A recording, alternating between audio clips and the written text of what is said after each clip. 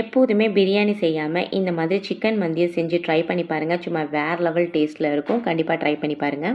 இஞ்சி பூண்டு பேஸ்ட்டு, ஒரு தக்காளி அரைச்சி ஊற்றிருக்கேன், மஞ்சத்தூள், கறி மசாலா, மல்லித்தூள், கொஞ்சோண்டு ஃபுட் கலர், அது கூடவே ஒரு சிக்கன் க்யூப் எல்லாம் சேர்த்து நான் வந்து எலுமிச்சை பழமும் லைட்டாக புழிஞ்சிட்டு கொஞ்சோண்டு தயிரும் சேர்த்து நல்லா வந்து மிக்ஸ் பண்ணிக்கலாம். இப்போ சிக்கனை வந்து ஆட் பண்ணிக்கலாம். மேலே வந்து தேங்காய் எண்ணெய், அது கூடவே வந்து சாதி ஜீரகம், பெருஞ்சீரகம், மிளகு, வெங்காயம், பச்சை மிளகாய் எல்லாத்தையுமே பெரட்டி உப்பு சேர்த்து ஒரு அரை மணி நேரம் அப்படியே ஊற வச்சிடலாம். அதுக்கப்புறம் நம்ம எவ்வளோ அரிசி எடுத்துருக்கோமோ அதுக்கு அப்படியே டபுள் மடங்கு தண்ணி விட்டு முக்காப்பதம் கோழி வேகிற வரைக்கும் நம்ம வந்து வேக வச்சுக்கலாம். அதுக்கப்புறம் கோழியெல்லாம் எடுத்துட்டு நம்ம ஆல்ரெடி ஊற வச்சிருக்கிற அரிசியை இது கூட சேர்த்துடலாம். இப்போ எடுத்த கோழி மேலே சேம் மசாலா கொஞ்சோன்னு கொடுத்துட்டு அதை அப்படியே ஷாலோ ஃப்ரை பண்ணி எடுத்துக்கலாம்.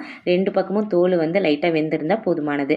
இப்போ தண்ணியும் அரிசியும் சம அளவில் வந்ததுக்கப்புறம் நம்ம எப்படி பிரியாணிக்கு தம் போடுவோமோ அந்த மாதிரி தம் போட்டுட்டு மேலே நட்ஸ் எல்லாம் வந்து வதக்கி அது கூட சேர்த்துட்டு கொஞ்சம் ஸ்மோக் எஃபெக்ட் போட்டு எடுத்தால் சூப்பரான மந்தி ரெடி.